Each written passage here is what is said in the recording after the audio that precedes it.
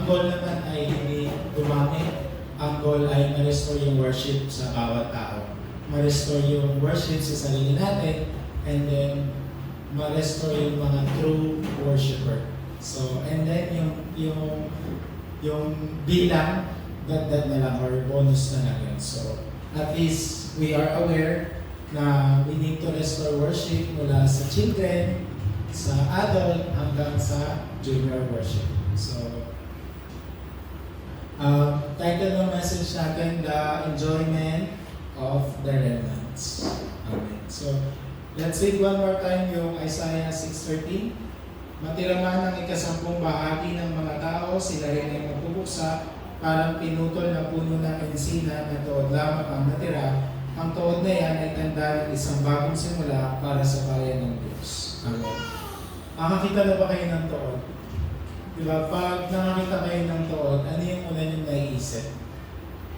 Patay na, konti na lang, pwede na siyang, konting patuyo na lang, pwede na siyang palakulay, tapos pwede na siyang igato. So yun yung konsepto natin pag nakakita tayo ng tuod. Pero tayo bilang mga remnants, ang tuod ay isang bagong simula para sa atin.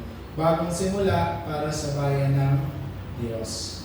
When we say remnant, small remaining of quantity or something. So yung natitira or nalalabig. When we say konti or nalalabig, lagi siyang may associated na sa word na pag-asa or hope. Kasi pag may isang bagong pag-asa, hindi naman gumagamit ang Diyos ng marami. Lagi siyang gumagamit ng minority, hindi majority.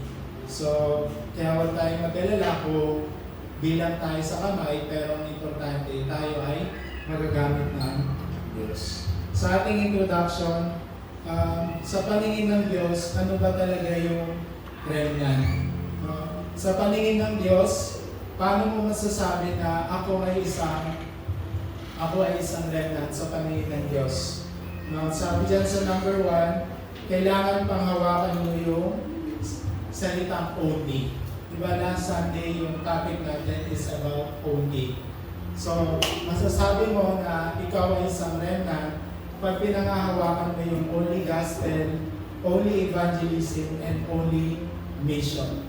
So, pag pinanghawakan mo yung only gospel, ano yung mangyayari? Yung economy of light will be restored. Yung economy of light, associated to sa salitang financial blessing. So, when you hold on to only gospel, ibig sabihin, nire-restore mo yung creation. Yung Genesis 1:28. Diba? So, can we imagine kung yung Genesis 1:28 nare-restore sa buhay mo araw-araw? Diba? Anong sabi doon? Pamunuan nyo ang lahat na bagay. Pamahalaanan nyo ang lahat na bagay. So, ibig sabihin nun, pag na-restore sa'yo yung Genesis 1:28, ewan ko na lang kung meron ka pang aalalahanin. Ewan ko na lang kung mag-worries ka pa para sa kinabukasan pag naibalik sa atin yung blessing of Eden. Diba? Na originally meron naman tayo yung blessing of Eden. And number 2, a person who will hold on to only evangelism. Ano yung mangyayari pag pinangawakan natin yung balik mo ba? Ayan. Yung only evangelism. Ano yung mare-restore? Economy of mission will be restored. Bakit kailangan yung economy or yung financial blessing for mission ay kailangan ma-restore? Bakit? Kasi to rescue yung mga tao. Di ba pag may disaster, ang pinaka-importante sa lahat is may rescue agad. Di ba? So ganun din. Bakit kailangan ma-restore yung economy of mission? Kasi kailangan ma-restore natin yung tao from disaster, from problem, from hell, and then from darkness of light. Alam ko, kung with physical eyes, tinitingnan natin yung mga tao, mukha naman silang okay, mukha naman silang good condition, pero in spiritual eyes, nandun sila sa darkness of light. Kaya kailangan ma-restore sa atin yung economy of mission o kailangan natin panghawakan yung only evangelism. And ayaw maging ano to sa atin, important prayer topic natin na i-restore ng Diyos yung economy of mission. Bakit? For restoration of mission. Ma-restore yung mission sa buhay ng bawat tao. And dyan yung last, we need to hold on to only mission para ano, to save yung future generation o yung ating mga remnant. So, another important prayer topic sa atin na ma-restore yung economy of remnant economy. So, nawa pagpalain tayo ng Diyos yung ating pag-aaral, maging successful tayo in the future para saan? Para sa economy of our remnants. Now, wala namang ibang gagamitin ng Diyos to help yung future remnants. Tayo din, kasi doon din tayo nanggaling. Amen. Amen. So, importante na maging prayer topic natin to, yung economy para sa mga remnants. No?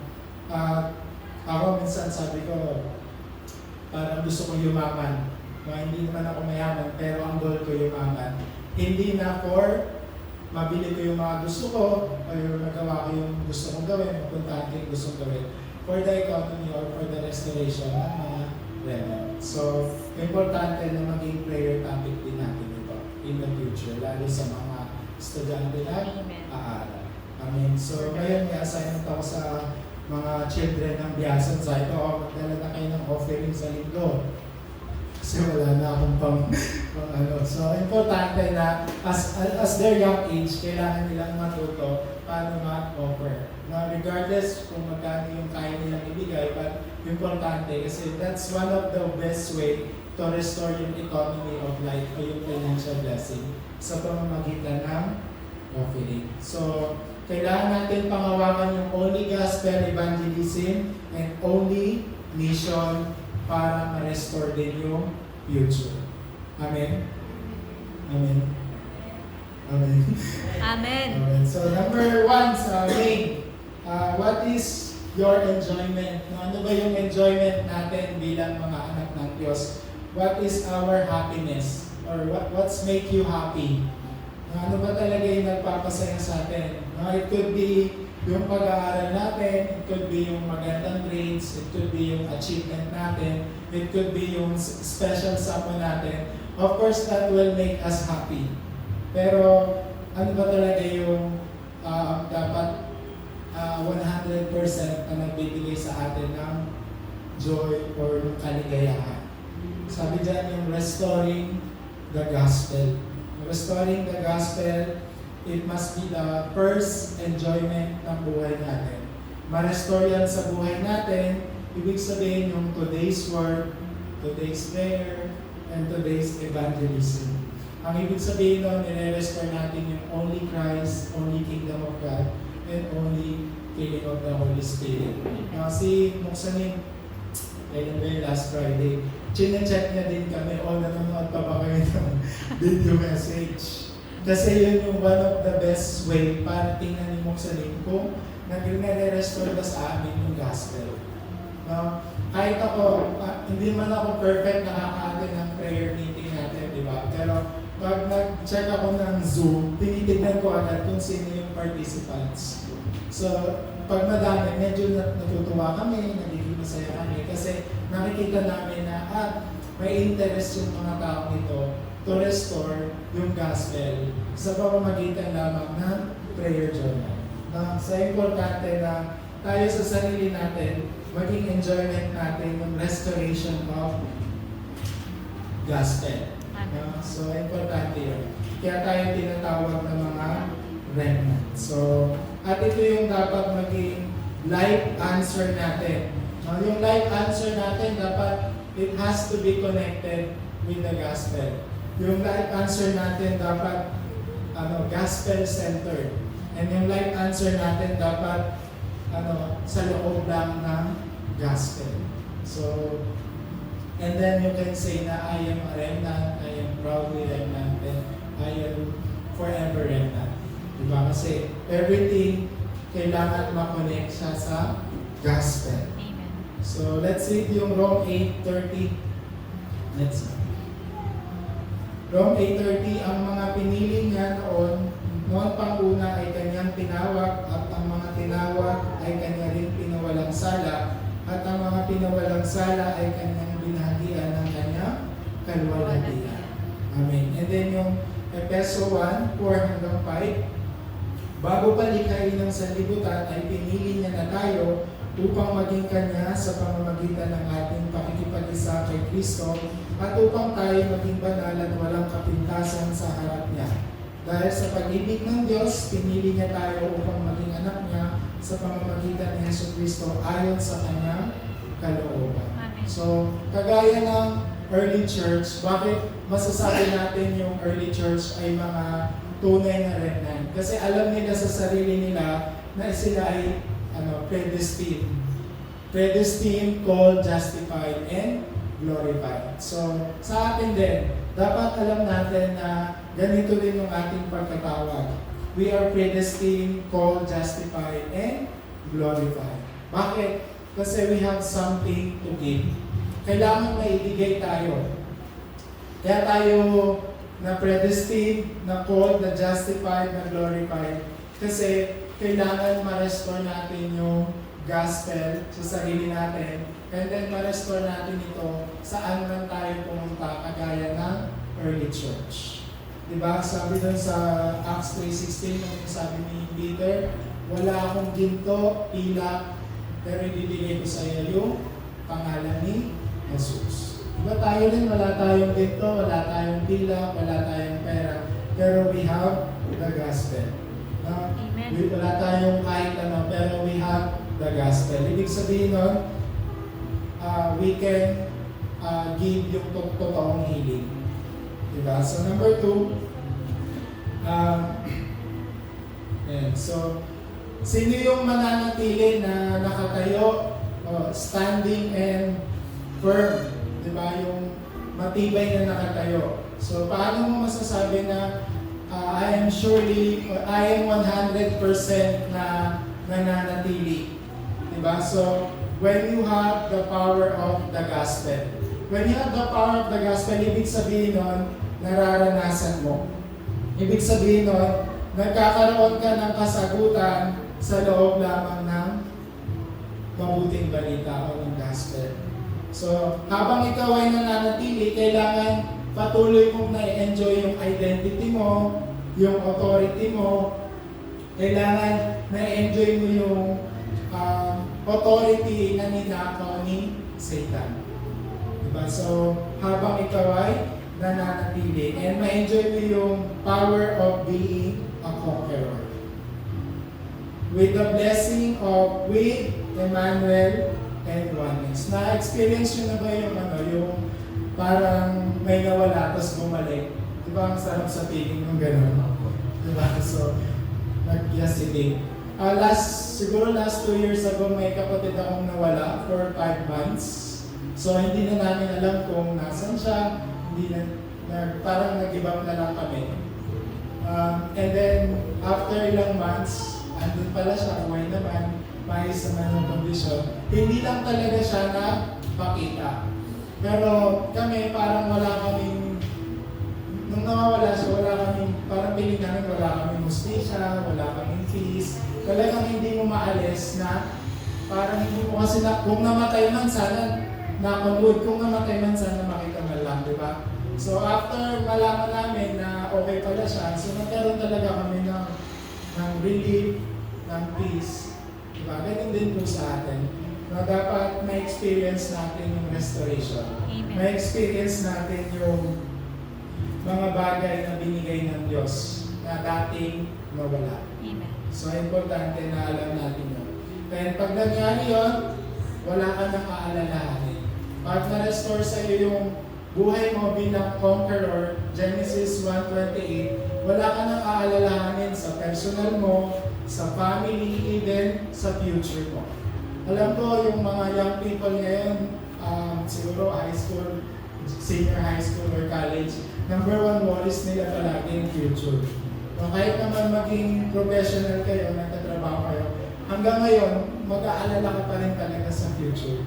So, patuloy yan na worries ng mga tao. Pero tayo bilang mga anak ng Diyos, alam natin na yung future natin ay nasa kamay ng Diyos. Amen. Kailangan mo lang manatili, kailangan mo lang magtiwala sa Diyos. Diba? So you don't have to worry about your future. No? Dati ako nag-aalala po ako pag nawawalan ako ng pera. So, lagi po ako nag-aalala pag wala akong pera. Ngayon hindi na. Diba? Hindi na po ako nag-aalala. Kasi lagi naman nagbibigay ang Diyos. So ano na lang po yung iniisip natin? Ano na lang po yung iniisip ko ngayon? Yung 237 nation. I hope kasama to sa mga iniisip na ngayon. Kasama to sa mga araw-araw yung iniisip. Yung magkaroon tayo ng preparation or magkaroon tayo ng prayer topic patungkol sa 237 nation ay binigay sa atin ng Diyos. Medyo mahirap, 237 nation, siguro pwede kang mag-start sa 2. Diba? Mag-pray ka, magkaroon ka ng prayer topic sa dalawang tao kung sino ba yung gusto mong mabahagian ng salita ng Diyos o kung sino ba gusto mong madala sa simbahan.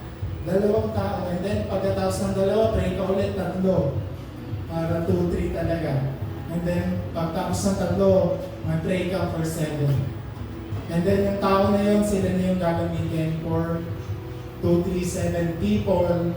Hanggang yung 237 people will save 237 nation. So mag-start tayo sa 2, sa 3, sa 7. Diba?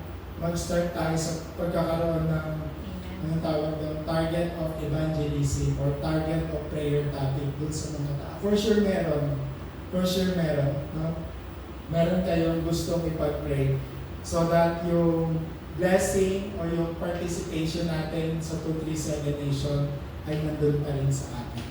Amen. So ngayong Philippine Remnant Conference, ito po yung team, preparation for 237, preparation for 5,000 tribes. Hindi ko alam kung anong mensahe ito, for sure, important message ito para sa atin. So, for sure, ako po ay aaten, so dito na din po ay aaten. And I'm so excited to receive po yung message about the preparation of the 237 Nation, 5,000 tribe. And I'm excited to share it din dito sa ating pulpit message. So, pag-pray nyo kami na 100% namin makuha yung message sa C-Conference at saka sa TRC. So, ayun. And Marcos 16:15 to 18.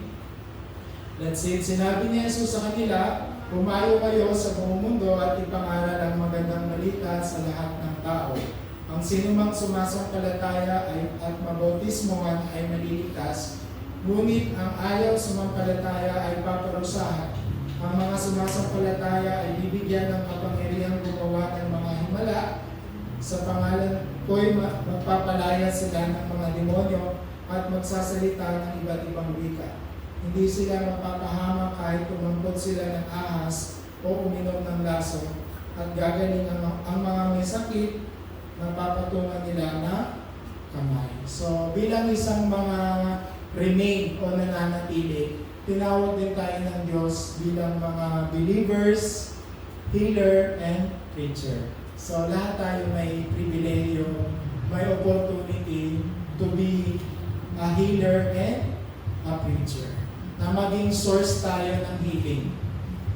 Maging source tayo ng spiritual healing in all kinds. No? Mental problem, spiritual problem, physical problem, emotional problem, tayo yung maging source of healing. Diba kasi, huwag tayong maging selfish Christian. Huwag tayong maging bad Christian. Sabi ni Moksan, pag di ka nag-share ng gospel, you are bad. Diba? So, totoo naman, my point. Kasi, alam na natin pero we don't share. Diba? So, importante na we need to help them. No? Tulungan natin sila to be healed. And alam niyo yung palabas na Saving Grace. May Saving Grace na series ngayon. Napansin ko dun sa bata, kaya siya ganon. Kasi it tackles also mental health ng mga kabataan, mga children talaga. So, importante na yung na-experience nila sa bahay, yun yung nagiging outcome ng kanilang condition. So that's why we are here, no? And yung nangyayari na yon sa palabas na saving grace, it happens sa lahat, no? Nangyayari dito sa MHA, nangyayari dito sa Biason, it happens in most household.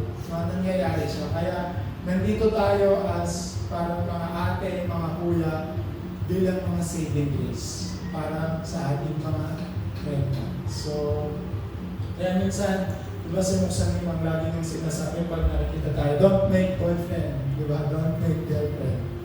Diba? Nahawa na po ako sa Biason. Kahit tanongin niyo po si Deaconess Day, yung mga babae na don't make boyfriend. Diba? Don't make girlfriend.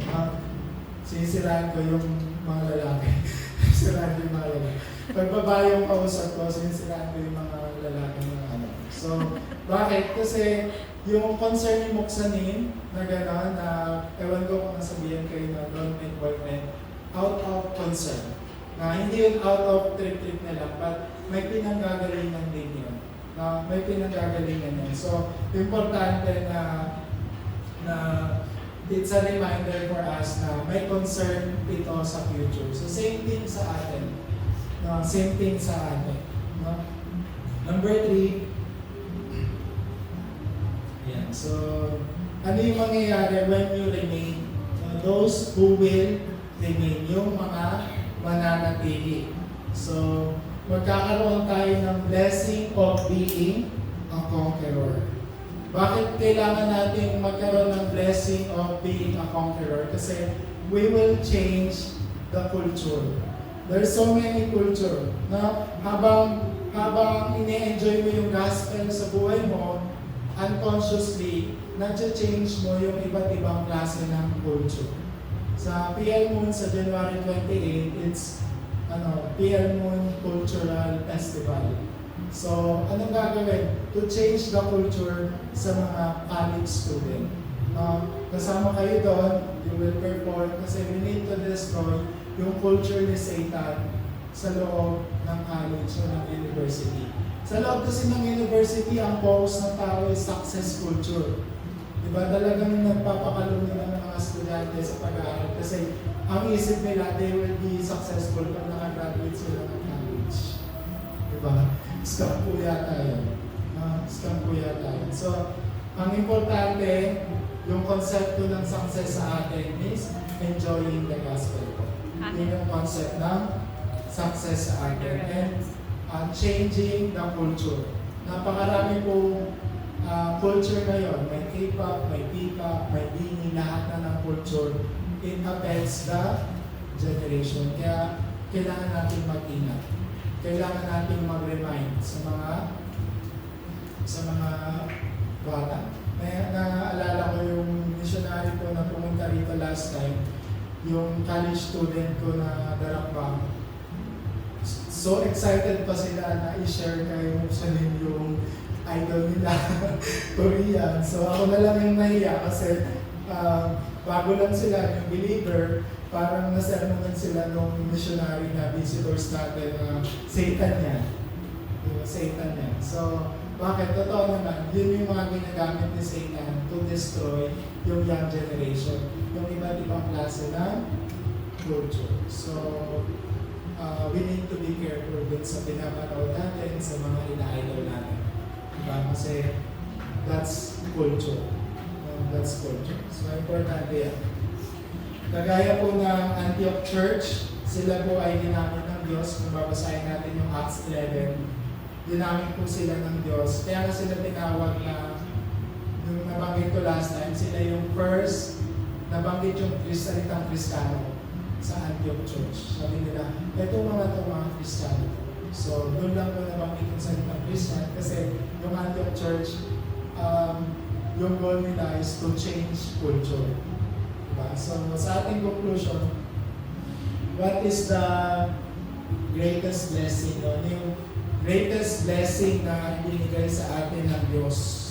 No, napakarami pong blessing, no? In the eyes of man, ano ba yung mga blessing? Yung minsan yung mga anak natin, yung achievement natin, yung talent natin, For us po, yung ating greatest blessing is yung ating future generation. Sila po yung gawin natin blessing.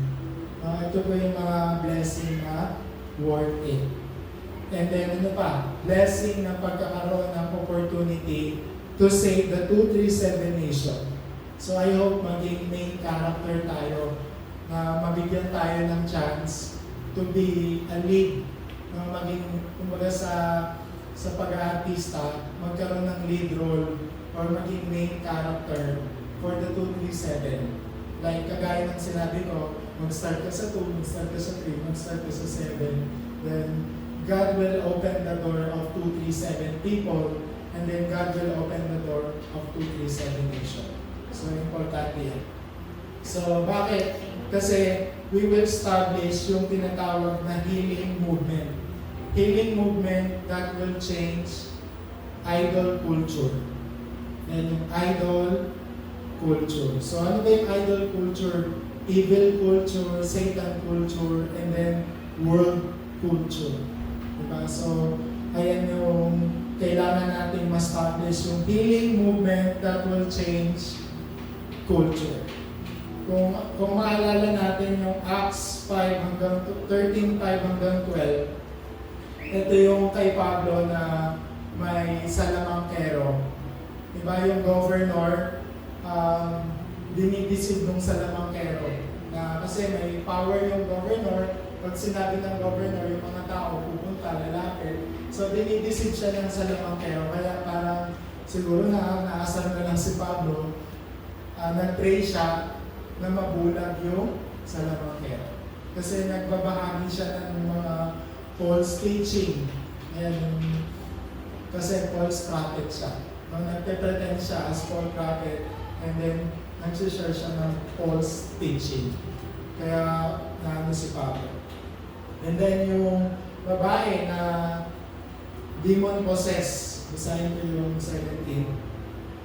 Sinundan-sundan niya kami ni Pablo at sumigaw ng ganito. Ang mga taong ito'y lingkod ng kataas-taasang Diyos, ipinapahayag nila sa inyo kung paano kayo maliligtas. Marami ng araw na ginawa niya iyon, kaya nainis na si Pablo.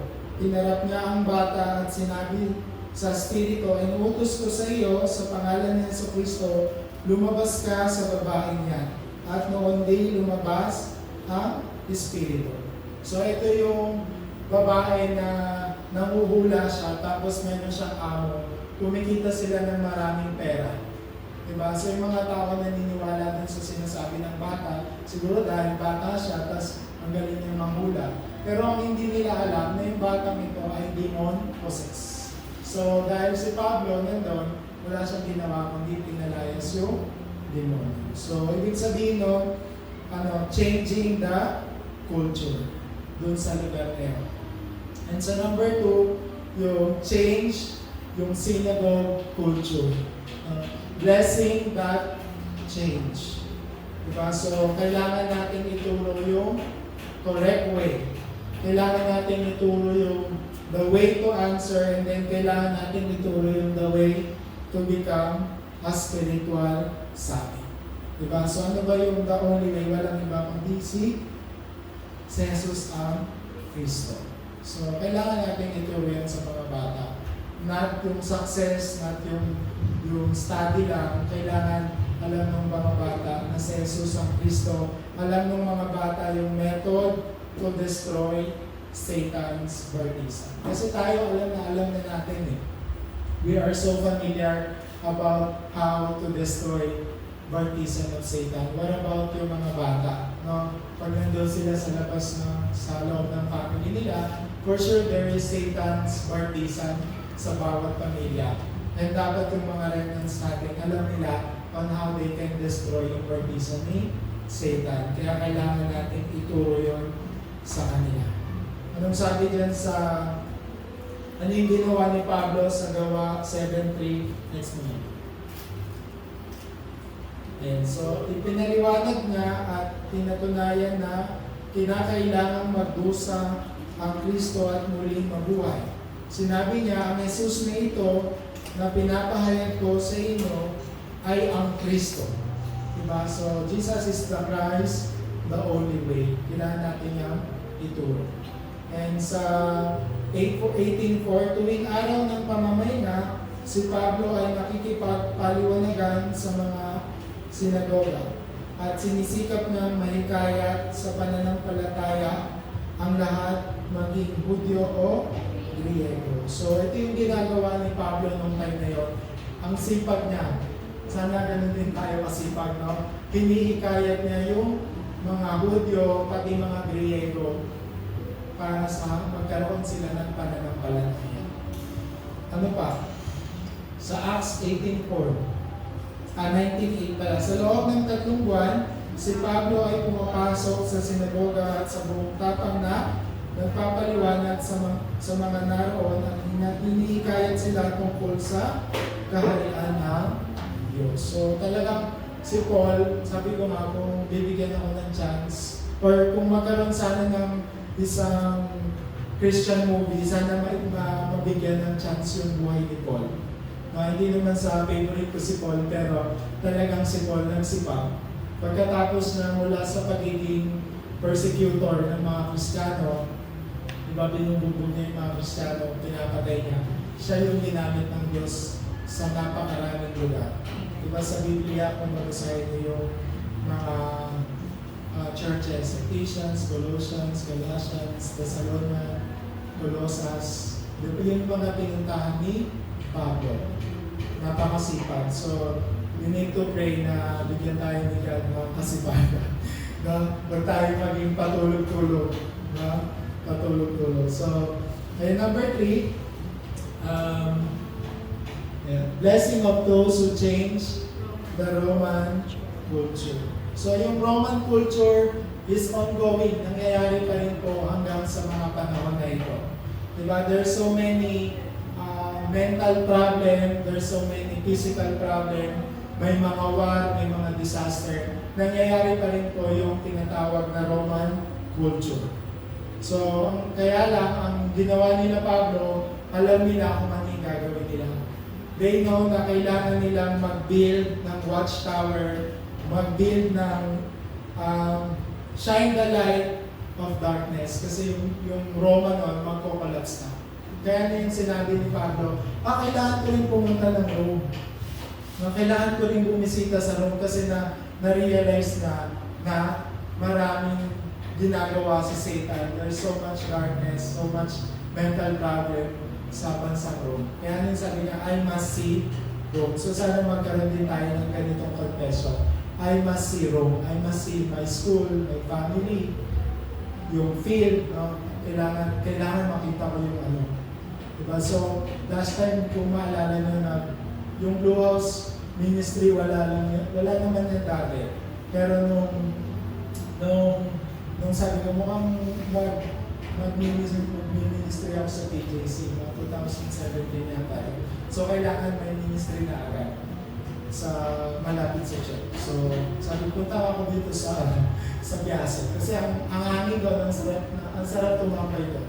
So hanggang na-establish yung Blue House, hanggang makapunta na sa Biase. So I pray na magkaroon tayo ng ganong heart na ano kayang maganda doon sa lugar?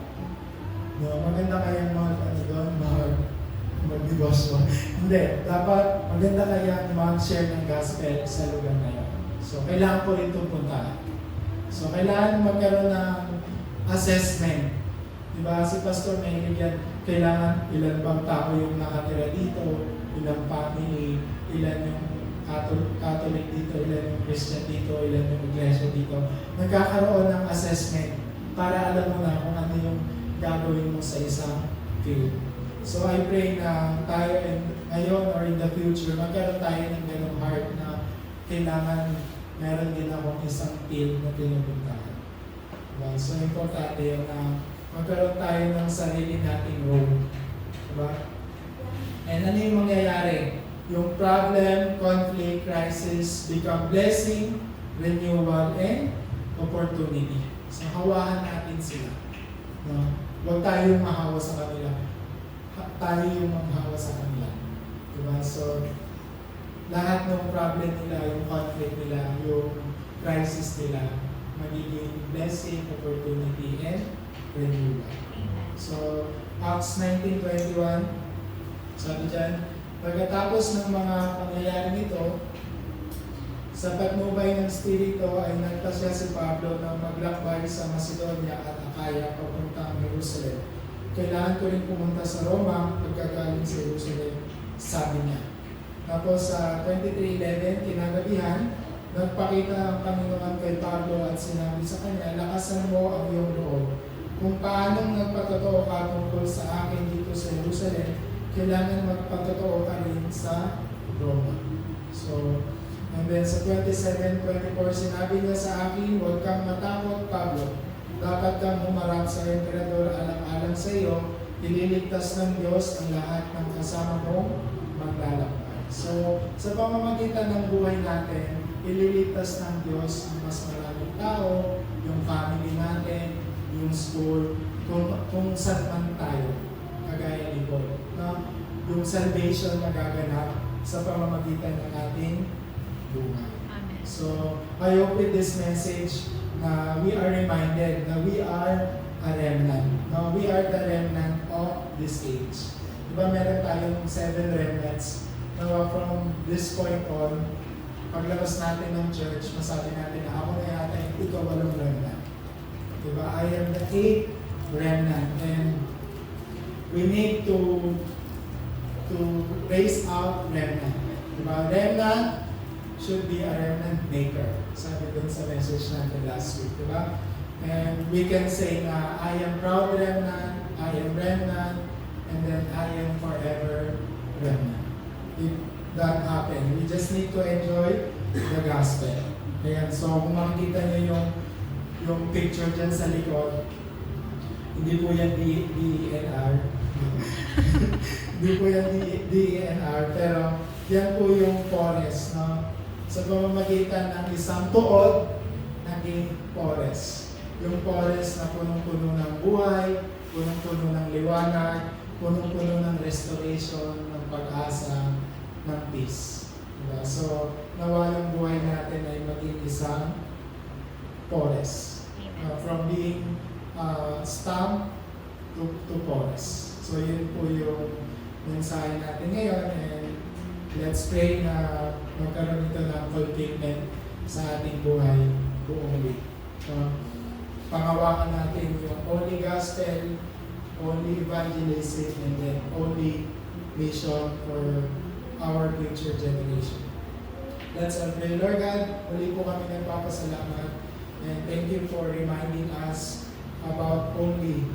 And from this point on, Lord, may you help us, Lord, to hold on to only gospel, only evangelism, and only mission, so that yung result po nito, yung economy of life, economy of mission, and economy for our future generation and for our remnants, Panginoon. Thank you for calling us, kagaya ni Pablo, na mag-i-establish po ng isang healing movement, ng summit movement, and ng remnant movement.